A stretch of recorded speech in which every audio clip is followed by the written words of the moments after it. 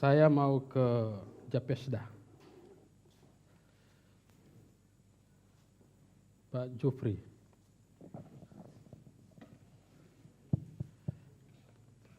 Saya melihat masalah ini. Terima kasih. Assalamualaikum warahmatullahi wabarakatuh. Waalaikumsalam.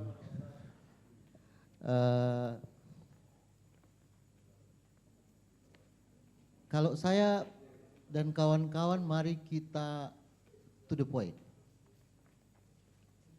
Ke pertanyaan inti. Apakah benar petani yang menjadi mitra perusahaan diuntungkan? Kalau berdasarkan apa yang kita temukan di lapangan, dibuntungkan. Benar petani dibuntungkan, bukan diuntungkan. Nah, kita tidak bicara berandai-andai, asumsi dan sebagainya. Karena per tanggal 18 Agustus barusan, itu Komisi Pengawasan Persaingan Usaha itu telah melayangkan surat peringatan kedua. Batas surat peringatan kedua yang dilayangkan oleh Komisi Pengawasan Persaingan Usaha kepada PT AS itu berakhir di tanggal 18 Agustus kemarin. Dan kemungkinan hari ini PT AS telah menerima surat peringatan terakhir. Kalau surat peringatan ketiga, SP3 ini tidak dijawab juga oleh AS, yang salah satu poinnya adalah menghadirkan koperasi ke Jakarta, maka KPPU akan segera menggelar sidang. Kebetulan ada Pak Amir di sini. Mohon disampaikan kepada petinggi AS untuk menjawab itu. Saya dengar minggu ini kalau nggak salah mereka akan berada di sini, para petinggi. Antara Kamis atau Jumat. Para petinggi AS akan datang di sini. Nah, bahwa ada persoalan yang lain tentang KTP yang lain, ya itu akan mungkin akan butuh pembuktian. Karena ini berkaitan dengan aspek hukum, mau pidana, mau perdata itu akan. Tapi dari hasil investigasi dan penelusuran KPPU melakukan pencarian bukti atas dasar laporan petani yang merasa dirugikan terkait dengan pelanggaran kemitraan yang dilakukan oleh PT AS. Pak Misno salah satu yang menjadi orang yang diwawancarai oleh KPPU, dari DPRD juga ya, itu diwawancarai oleh tim KPPU yang datang, masyarakat juga begitu, kalau nggak salah juga dari dinas juga sempat diwawancarai. Itu ada beberapa poin yang harus segera diselesaikan oleh AS. Itu temuan jelas. Kita belum ngomong lagi misalnya sebenarnya ada temuan dari Ombudsman terkait dengan maladministrasi, tapi itu kaitannya pada aspek lain. Kita tidak perlu ngomong itu. Saya mau langsung saja. Ini. Berdasarkan perintah perbaikan peringatan tertulis perkara nomor 1 KPPU tahun 2002 tentang dugaan pelanggaran pasal 35 ayat 1 Undang-Undang nomor 20 tahun 2008 terkait pelaksanaan kemitraan oleh PT Agro Arta Surya di Kabupaten Bualemo, Provinsi Gorontalo, memerintahkan kepada PT Agro Arta Surya untuk melakukan perbaikan sebagai berikut. Yang pertama terkait pembiayaan. Poin A, PT AS harus memberikan akses kepada koperasi produksi Pangea Idaman untuk dapat berhubungan dengan Bank Rakyat Indonesia berkaitan dengan informasi kredit. Bapak Ibu perlu tahu AS mendapat kredit dari Bank Indonesia dengan agunan tanah rakyat, tanah milik petani. Itu Berapa? hampir setengah triliun nilainya. Ya. Lahan milik petani. Baik. Masyarakat tidak tahu uang itu diapakan. Oleh AS dikatakan itu untuk membiayai pembangunan kebun. Yang kedua, PT AS harus memberikan kopi dokumen kredit berupa surat permohonan kredit investasi, surat penawaran pemberian kredit, akta notaris terakhir perjanjian kredit investasi kebun plasma, akad kredit antara bank dengan perusahaan sebagai pemegang kuasa koperasi. Jadi AS dalam kaitan ini bertindak sebagai avalis. Berikutnya, terkait laporan dokumen pelaksanaan kemitraan yang harus disampaikan secara berkala oleh PT AS kepada koperasi produksi berupa laporan biaya pemeliharaan dan perawatan kebun koperasi produksi Pangea Idaman yang berasal dari dana talangan PT AS. Laporan biaya pemeliharaan perawatan kebun koperasi produksi Pangea Idaman yang berasal dari kredit Bank Indonesia.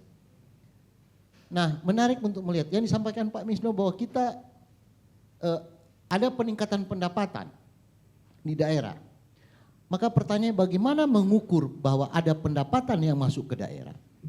Kalau laporan realisasi produksi saya kita nggak tahu. Misalnya, ada berapa sih uang yang berputar di kita dari sawit? Kita nggak tahu.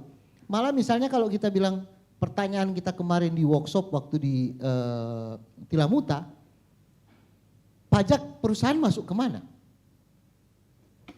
Saya pakai cara berpikir awam, kalau mobil perusahaan itu pakai plat B, maka pajak kendaraan saja dia masuk ke DKI.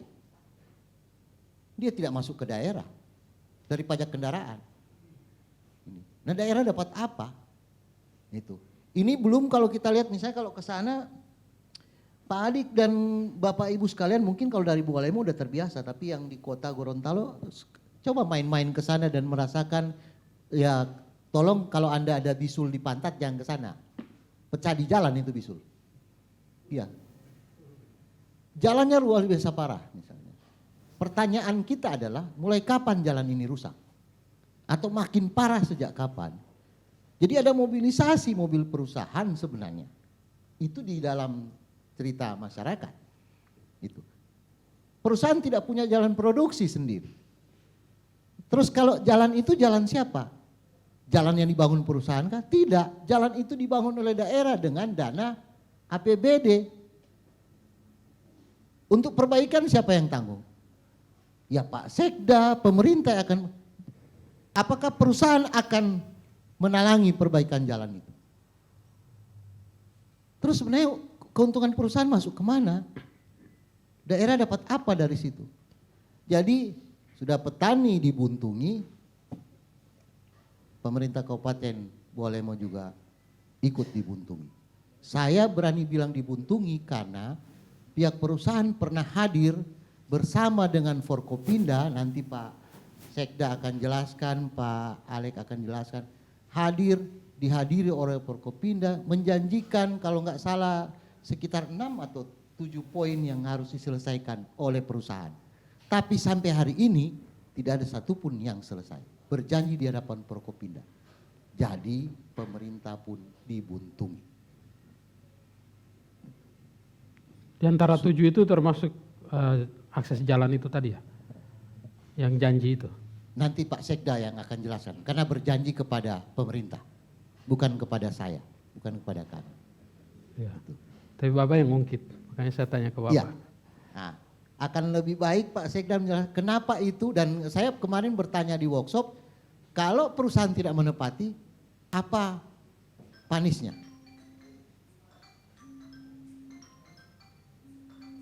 Maaf. Punishmentnya apa yang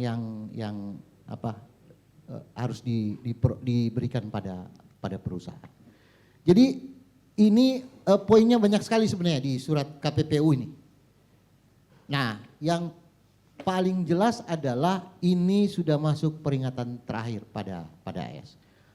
Ini baru Bualemo, Pak. Kalau kita mau membuka lebar bagaimana sebenarnya sampai hari ini ada petani sawit di Pohuwato yang juga menjual